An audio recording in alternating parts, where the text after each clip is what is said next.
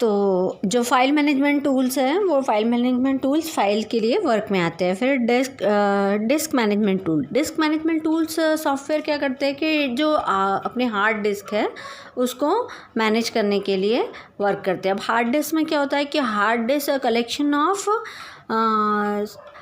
Small disk. Hard disk के अंदर क्या होता है, छोटी और भी पतली पतली लेयर जैसी, बालों की लेयर जैसी पतली पतली डिस्क और होती है।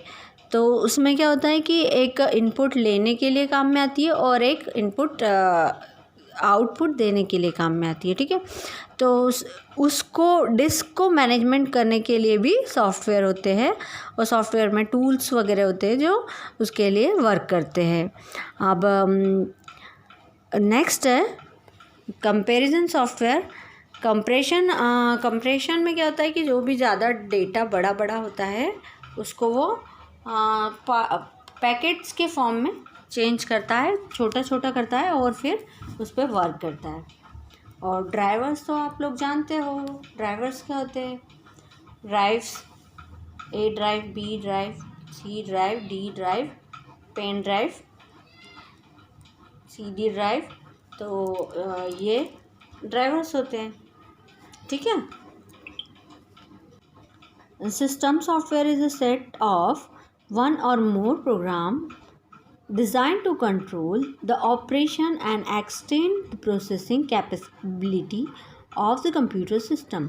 The software which is specially designed to control all hardware activity of computer as well as for interfacing between hardware and application program to perform various information processing tasks. These are divided into following type: system management software, system support software, and system development software. System management software, at the time of execution the various information processing job, this program manage the hardware, software and data resources of computer system. Example of these type of program are operating system, operating environment, database management system, telecommunication monitors. अब system management software के type क्या हैं? Operating system जो Windows है वो operating system है, Unix है वो ऑपरेटिंग सिस्टम है, लिनक्स है वो ऑपरेटिंग सिस्टम है। ठीक है, तो ऑपरेटिंग सिस्टम अलग अलग होते हैं। ठीक है, हम लोग कौन सा यूज़ करते हैं? जनरली विंडोज़ यूज़ करते हैं। विंडोज़ में भी विंडोज़ 95, विंडोज़ 2000, विंडोज़ 2005, 2003, 2010, तो इसमें भी वेरिएशन आपको मिल जाएंगे। ऑपरेटिंग इन्वायरमेंट यानी कि जब भी हम कोई वर्क करते हैं तो उसके लिए जो इन्वायरमेंट मिलता है that is called operating environment.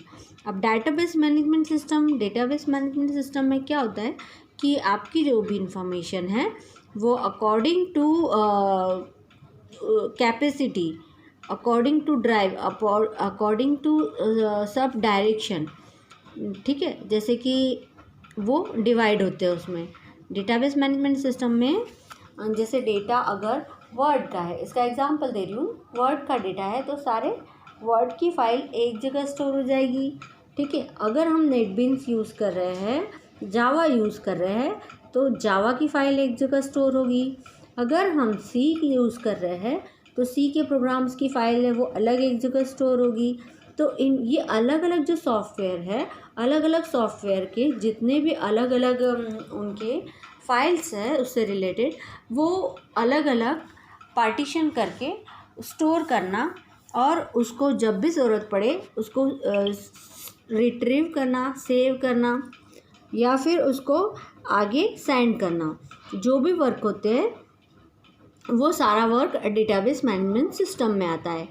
अब कम्युनिकेशन मॉनिटर्स में क्या होता है कि जब हम इंटरनेट का यूज़ करते हैं और दो सिस्टम पे दो जो भी क्लाइंट्स हैं उनको क्लाइंट कहते हैं। क्लाइंट जब एक साइट से रिक्वेस्ट देता है या फिर कोई भी इंफॉर्मेशन सेंड या रिसीव करता है तो दूसरी साइड वाला जो है वो सपोज़ इंफॉर्मेशन रिट्रीव कर रहा है तो ये दोनों में जब कम्युनिकेशन होते हैं तो टेली कम्युनिकेशन मॉनिटर कहलाते हैं। टेली कम्युनिकेशन मॉनिटर का एक एग्जांपल बता सकते हैं ना। देखो, जब कॉल सेंटर पे देखा होगा आपने कि कोई ना कोई कॉल आता है या फिर कोई क्यूरी रहती है, तो वहाँ पे जो उस पे सीट पे जो बैठा होता है, जो उससे रिलेटेड पर्सन होता है, उस क्यूरी को सॉल्व करता है। तो इससे क्या होता है कि टेली कम्युनिकेशन मॉनिटर वर्क करते हैं। ठीक है। नेक्स्ट है system support software. System support software का मैंने पहले भी बताया था कि सिस्टम सपोर्ट सॉफ्टवेयर सिस्टम को सपोर्ट करने के लिए यूज़ किए जाते हैं। अब जैसे इसमें लैंग्वेज प्रोसेसर क्या है, language processor like compiler, interpreter, assembler, linker, loader. अब कंपाइलर क्या होता है कि हम जो कुछ भी राइट करते हैं या रीड करते हैं या फिर उसको सर्च करते हैं, तो कंपाइलर उसको सर्च करता है। कंपाइलर उसको एक एक लाइन को, एक एक वर्ड को कंपाइल करता है, उसको 0-1 के फॉर्म में चेंज करता है और फिर उसको हमें आउटपुट दिखाता है। ठीक है। तो कंपाइलर और इंटरप्रेटर एक जैसा ही वर्क करते हैं। कंपाइलर एक एक वर्ड को करता है, जबकि इंटरप्रेटर क्या करता है कि पूरे के पूरे पेज को एक साथ इंटरप्रेट करता है। इंटरप्रेट या कंपाइल, ये दोनों शब्द ऐसे हैं कि जैसे कि हम जो भाषा समझते हैं, हम कौन सी भाषा समझते हैं, हम हाई लेवल भाषा समझते हैं। दैट्स मीन्स कि हाई लेवल यानी कि जो जनरली इंग्लिश के वर्ड्स होते हैं, इंग्लिश में हम जो भी टाइप करते हैं या जो भी हम लिखते हैं या मैसेज सेंड रिसीव करते हैं, तो वो वाली जो भाषा होती है, वो वाली जो लैंग्वेज होती है, उसको बोलते हैं हाई लेवल लैंग्वेज। और जो कंपाइलर क्या करता है, हाई लेवल लैंग्वेज से मशीनरी लैंग्वेज में पूरी हमारी जो भी हमने इंफॉर्मेशन लिखी है उसको कन्वर्ट करता है। कन्वर्ट करने के बाद में इंटरनली सीपीयू में वर्क होता है और सीपीयू में वर्क होने के बाद में वो उस पर जो भी ऑपरेशन हम परफॉर्म करते हैं वो करता है। उसके बाद में फिर वापस से क्या करता है, जो कंप्यूटर की लैंग्वेज है जिसे लो लेवल लैंग्वेज कहते हैं, वो लो लेवल लैंग्वेज से वो हाई लेवल लैंग्वेज में वापस ट्रांसफ़र करता है। क्योंकि अगर वो 0-1 के फॉर्म में हमको कोई भी इंफॉर्मेशन बताएगा तो हम क्या बोलेंगे कि ये हमें समझ नहीं आ रहा है, क्योंकि जो मशीनरी लैंग्वेज है उसकी जो भाषा है वो लो लेवल भाषा हमारे समझ में नहीं आएगी। ठीक है। तो वो क्या करता है कि मशीनरी लैंग्वेज की जो भी भाषा है उसको कन्वर्ट करके हमको बताता है।